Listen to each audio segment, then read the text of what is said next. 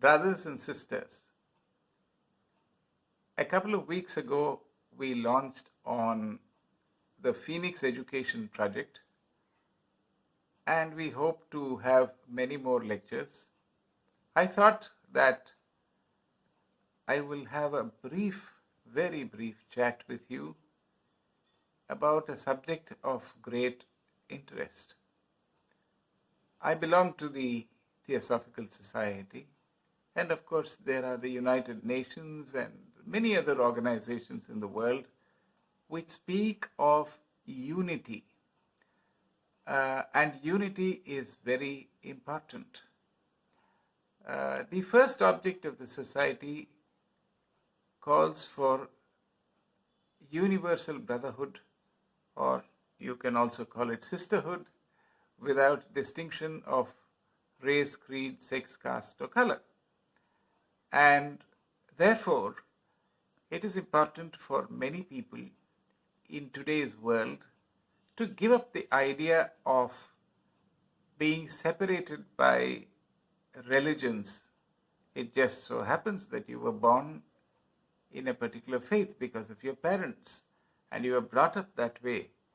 But all religions are yours and you belong to all religions because the religious teachers spoke about this universality. Now, if you look at it, there has been a lot of conflict in India between Hindus and Muslims. And despite great art, culture, and everything, this has happened over centuries.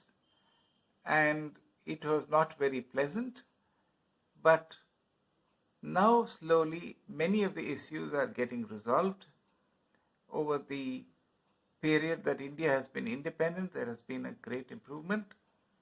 And I find that as far as the world is concerned too, with the various movements and alignments and various things, some of which is economical, the world has come closer with more travel, with more communication, and therefore you find Hindus, Muslims, Christians, Sikhs, everybody has come together.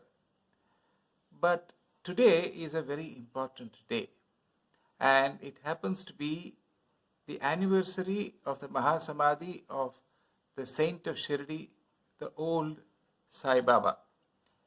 Now, I was thinking that in the history of India, there have been many teachers who have wanted Hindus and Muslims to live in harmony, and it is their work that has borne fruit today. The first of these was Sant Kabir. Now, Kabir was there, the date is not very clear, but 15th century, and he brought Hindus and Muslims together. He, they say, may not have been born a Muslim, but was brought up in a Muslim family, but he was greatly influenced by the Bhakti movement, and he was also a person who came under the influence of a teacher called Ramananda. Now, history apart, Kabir, some of what he says found its way into all religions, including Hinduism and Sikhism. Very soon after Kabir, or more or less at the same time in history, Guru Nanak Dev was born in the Punjab, and he traveled all over India, and he spoke extensively about Hindu-Muslim unity.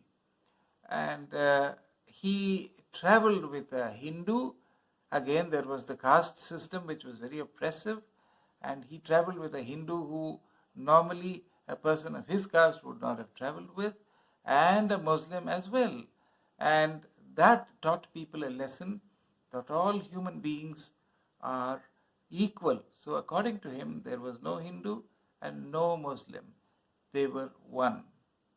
Much later, in 1830 something, if our different versions are correct, was born in India, the Sai Baba of Shirdi, and he lived until October 15, 1918, and he never revealed to anyone his religion or anything. There are speculations that he was a Brahmin and that he was brought up by a Muslim teacher and all kinds of things. But Shirdi Baba never wanted to talk about that difference. He was another great teacher who spoke about Hindu-Muslim unity.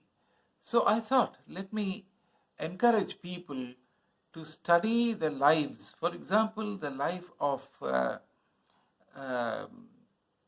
Sant Kabir has been written about by Muhammad Hidayatullah, who was the Vice President of India, and it speaks of his being both, a unifier of Hinduism and Islam. And there are a number of books of Guru Nanak Dev, including books by people like Duncan Greenlees, and finally Kher and Kamath and others have written about Shirdi Sai Baba, and there is the Sai Sat Charitra. So I would encourage people to read these books, to educate themselves, and to understand that inter-religious unity between Hindus, Christians, Muslims, Sikhs, and other religions, Jains, everybody has to be absolutely adhered to.